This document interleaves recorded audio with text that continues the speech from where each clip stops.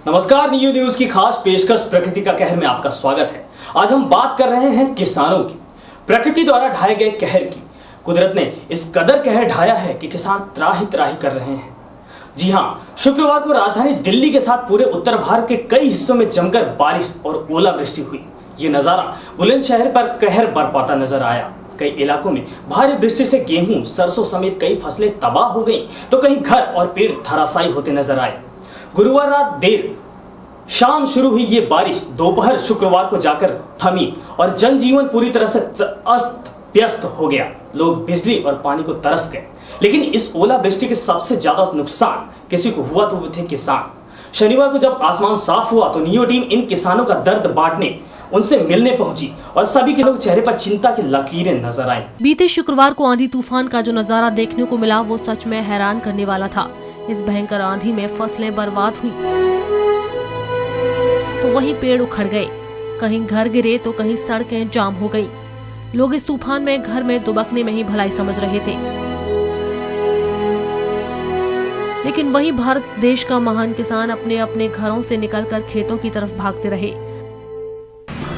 आंधी का असर किस कदर था यहाँ पे? बेशुमार असर है साहब जी। इतना कि फसल भी नष्ट हो गई और घर बारन में भी गिर पड़े। पानी बहुत, आंधी के बहुत ज्यादा असर है जी। फसल नष्ट हो गई और ओला का काफी असर। पेड़ पौधे नष्ट हो गए, टूट गए, काफी टूट गए। शुक्रवार को महाविनाशक तूफान ओलावृष्टि ने कुछ इस कदर कहर बरपाया कि खेतों में खड़ी गेहूं, गन्ने, सरसों और रबी की फसलें पूरी तरह नष्ट हो गई।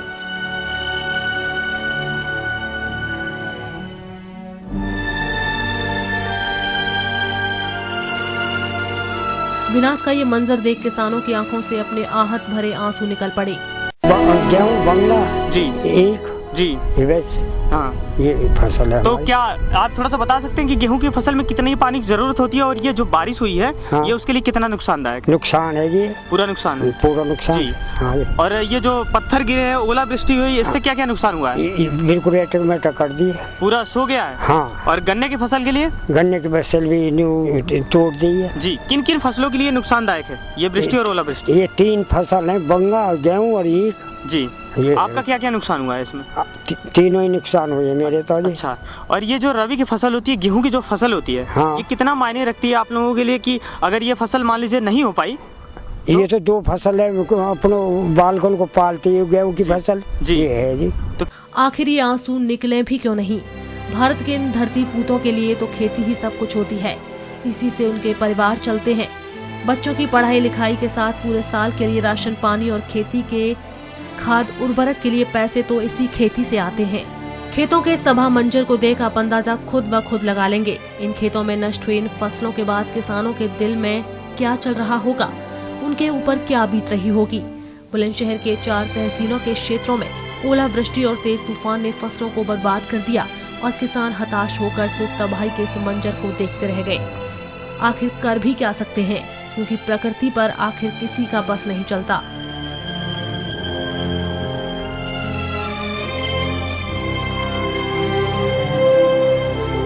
नियो टीम की किसानों से बातचीत की पेश है एक रिपोर्ट। इस वक्त हम खड़े हैं बुलंदशहर के हरचना गांव में, जहां पे बीते कल और परसों जबरदस्त बारिश और ओले पड़े हैं और किसानों की फसल पूरी तरह बर्बाद हो चुकी है।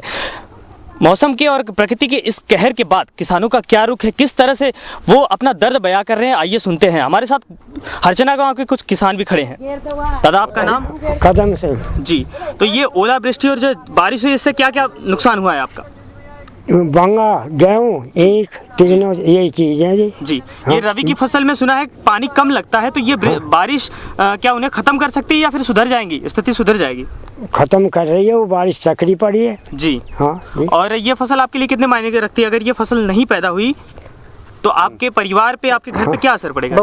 सगले भूखे मरेंगे। जो अगली से चौवासी चली जाओ तो चौमासे की वैसे ही ये 2 फसल ये इसी फसल पे डिपेंड है। जी जी।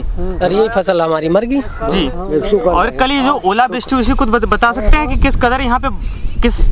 बस जी 200 ग्राम के ओले पड़े हैं, सारी फसल नष्ट हो गई। हमारी ईख है, बंगा है, गेहूं है, सभी चीज इसी के ऊपर हम साल टू साल डिपेंड रहते हैं और वो ही हमारी खत्म होगी।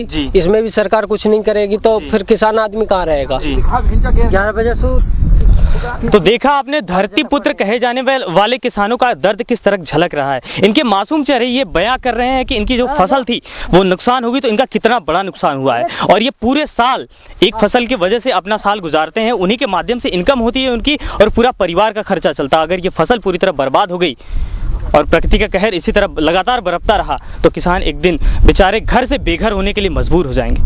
कैमरामैन रोहित के साथ मैं संजय यादव, न्यू न्यूज़ बुलंदशहर। यहाँ पर वक्त है एक छोटे से ब्रेक का। ब्रेक के बाद फौरन हाजिर होते हैं।